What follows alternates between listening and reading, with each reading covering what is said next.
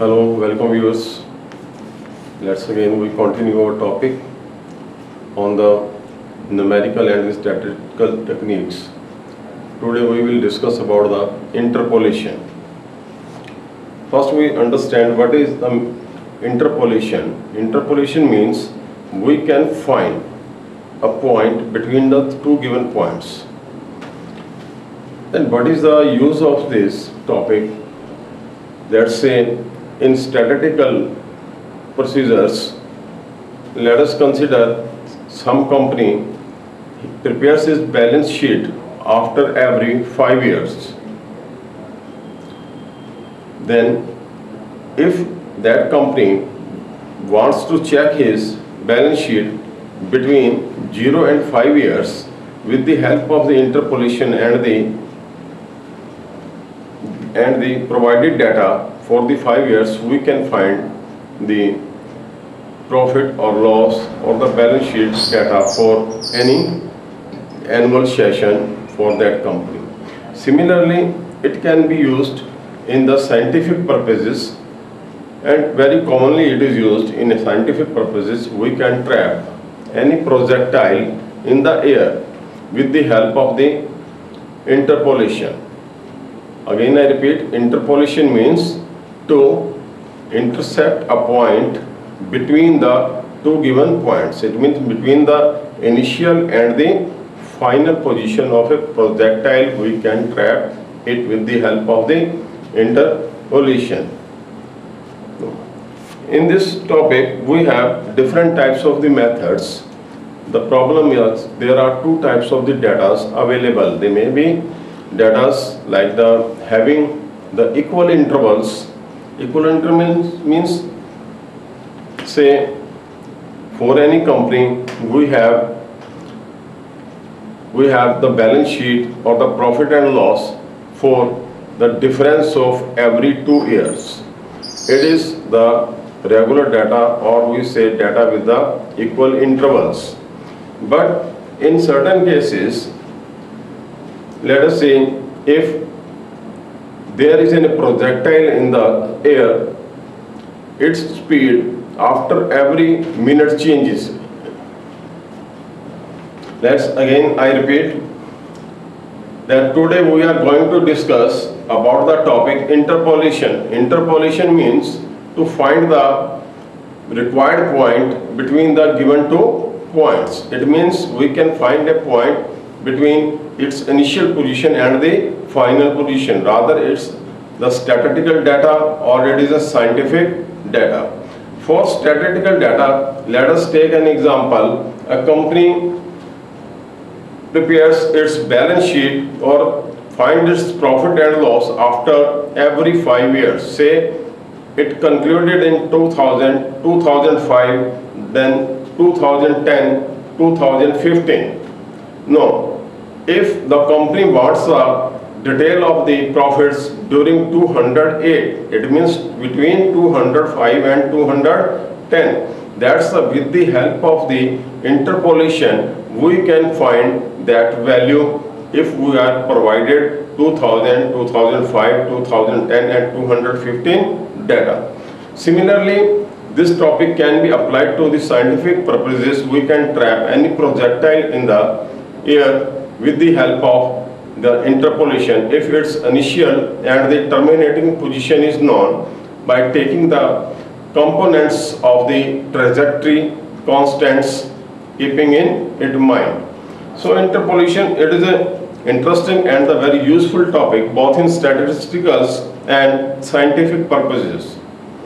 There are two types of the problems in the interpolation, that we may have the data available with the equal intervals. Just I told, a company prepares its profit after 5 years. It has data for 2000, 2005, 2010, 2015. It means the interval is equal. After every 5 years, it prepares its profit and loss. But what happens if we are going to check the speed of a projectile in the air? Its speed is changing after every minute. It means interval, we cannot find the interval same. For the both cases, we have the different types of the interpolation. So before starting the interpolation, we discuss about the operators used in the interpolation. There are different types of the operators which will be used. First of all, we take the introduction with that and how do they operate in our system. Let us mark them. First of all, it is delta,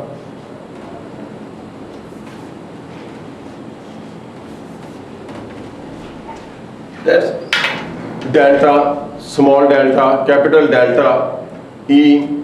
That's what we say they are the forward difference operators, backward difference operators, shift operators, averaging operators, and the central operators.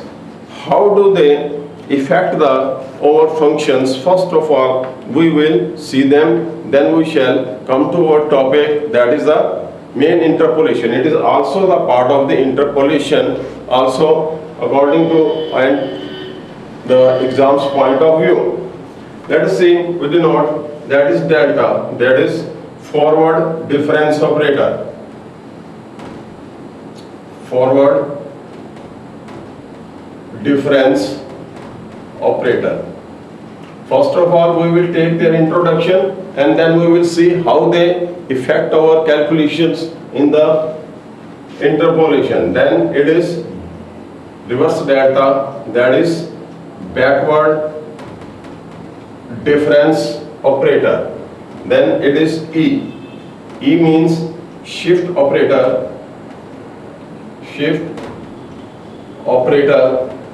And then small delta, that is equal to central difference operator. Central difference operator. And it is mu. It's mu, let's say mu, mu. It is an averaging operator. It is averaging operator. These operators, they are very frequently used in the interpolation. Then how do they operate, and we say what is their value or what is their definitions. Each and every difference operator has its particular presentation. Let us see, if we apply the forward difference operator on any function f of x, say f of x, it will give us, that is f of x plus h minus f of x, and h is the very small increment in the x. Then inverse delta f of x, that is equal to f of x minus f of x plus h. We can change the degree of these operators like this. If here we see the degree is 1, here the degree is 1, degree is 1. If degree is 0, everywhere degree is 0. If degree is 2, here is the degree is 2. Then we see shift operator E f of x, that means f of x plus h. We can generalize this result, that's up to E f 2x is equal to f of x plus 2h. Similarly, f 3x, x plus 3h, and if we generalize this, f raised to the power nx, that is equal to f of x plus nh. Similarly, we can use the integral powers. That is the third operator, that is the shift operator. Then what is the averaging operator, mu? If we apply it on the function f of x, that is half of f of x plus h by 2 plus f of x minus h by 2, and delta small delta. Small delta means central difference operator. That is equal to f of x plus h by 2 minus x minus h by 2, where h is the very small increment in the x and x is the, and it is the main result which we can keep in mind to solve the given function or to how the forward difference operator affects any function.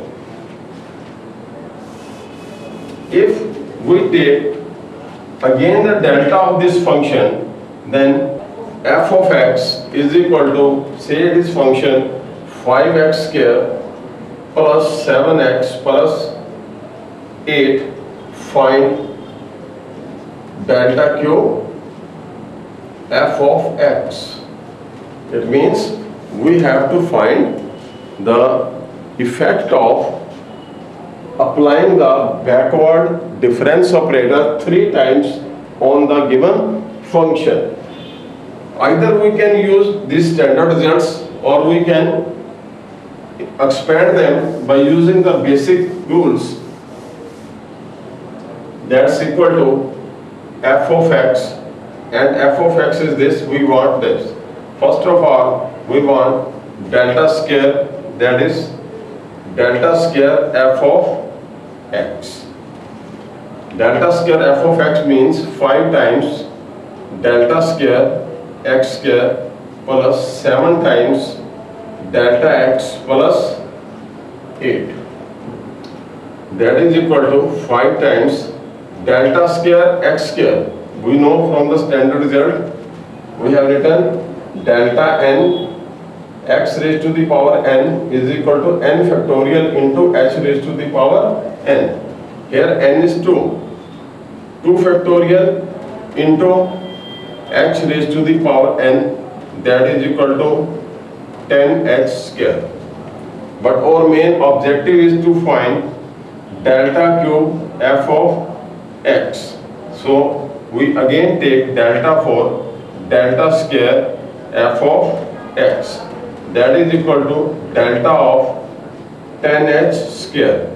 That is equal to 10. We can keep it outside the operator into h square. And this is the first result. We know if we apply the forward difference operator on any constant, the result is 0. That is 10 into 0, and that is equal to 0. It is our final result. In this way, we can apply these operators on any function. Mainly we use the forward difference operator, and the backward also behaves in the same manner.